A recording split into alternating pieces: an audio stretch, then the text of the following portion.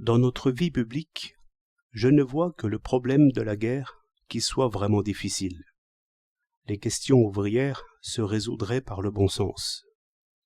Il ne faut pas oublier que l'affaire Dreyfus, qui était secrète, qui concernait un officier, qui mêlait à la justice des querelles de race et de religion, qui rassemblait tous les tyrans du même côté, où les citoyens devaient perdre si chacun avait considéré ses intérêts, ses protecteurs et sa propre tranquillité d'esprit, fut gagnée néanmoins pour le fond, sous les yeux du monde entier, qui en perdit le sommeil.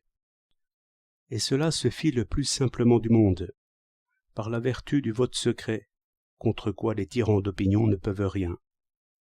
Dès que le citoyen voudra examiner, il n'y aura plus de tyran chez nous. Mais la guerre est une gorgone qui pétrifie par son regard. J'ai bien cherché pourquoi. Ce ne serait pas si caché si l'on considérait impartialement la nature de cet animal, le seul sur la planète dont on puisse dire qu'il est courageux. Et c'est sans doute aussi le seul qui sente la peur d'avance, comme une déroute d'imagination. L'animal fuit, et la fuite emporte la peur. Mais l'homme prévoit la peur et la sent venir. C'est proprement son ennemi. Cet esprit qui veut juger ne peut point du tout se permettre un genre de trouble qui déshonore. À quoi le souci de l'opinion se mêle aussi, mais par de nobles motifs, car il est vrai que la face de la peur n'est pas belle à voir. De là cette reprise de soi, cet esprit fermé aux raisons, et surtout aux raisons que la peur approuve. Chacun craint d'être au-dessous de l'épreuve. Chacun prépare un beau témoignage de ce que peut une volonté ferme, et nul n'écoute plus ce qui l'ébranlerait. À partir de ce moment-là, il n'y a plus de bon sens. Il faut voir ce drame en beau. Le beau est le premier signe du vrai. À la table de famille, quand le jeune homme va partir, tout est dur et inflexible, et même féroce en un sens. Même la mère, même les douces sœurs, même l'aïeul courbé. Et cela ferait un drame inhumain. Mais ce sont des effets indirects. La peur y est bien pour quelque chose, oui, mais la peur vaincue. Tout le problème est là, pour tous ces êtres dont aucun ne veut dire sa pensée, parce que, s'il disait sa pensée, la peur le submergerait. L'enfant ne veut pas qu'on le plaigne. Les autres ne veulent pas le plaindre, et en cela, ils le respectent. Ils se respectent eux-mêmes.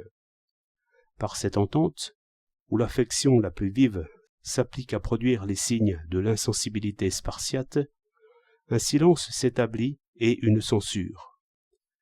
J'ai vu de ces yeux fixes, et non pas seulement à ceux qui partaient. Réfléchissez attentivement là-dessus. Que ces hommes et ces femmes aient une opinion politique ou une autre, qu'ils aient ou non des amis chez l'ennemi, que leurs idées soient confirmées ou au contraire niées par l'événement, ils n'importent guère. Ils ne sont point soucieux de penser, mais au contraire de ne pas penser, et impatients même de l'irréparable, qui effacera jusqu'à la menace d'une délibération intérieure, qui est ce qu'ils craignent. J'ai rencontré, ce 2 août de l'an de malheur, un vrai socialiste, un jeune, qui pleurait sur Jaurès. Mais, disait-il, ce n'est pas le temps de pleurer, il faut être un homme. Et je voyais bien qu'entre tant d'actions dangereuses, il choisissait la pire, comme tant d'autres, et par un juste mouvement d'homme. Il renvoyait toute délibération au lendemain du combat.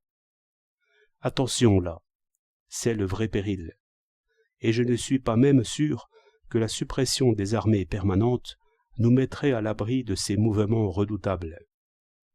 Quand le Maine fut coulé, l'Amérique fut aussitôt en guerre contre l'Espagne, et chacun ne pensait plus qu'à avoir du courage. Toutes les révolutions ont fait la guerre, et se sont annulées elles-mêmes par là.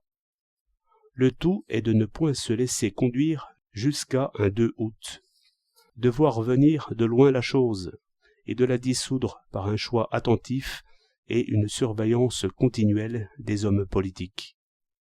Et je reviens à l'idée de Comte, qu'il est bien moins important de remplacer des chefs par d'autres que de réduire et contrarier sans cesse tous les pouvoirs, et même subalternes, d'après une meilleure appréciation des passions qui leur sont propres, et des nôtres, encore plus redoutables.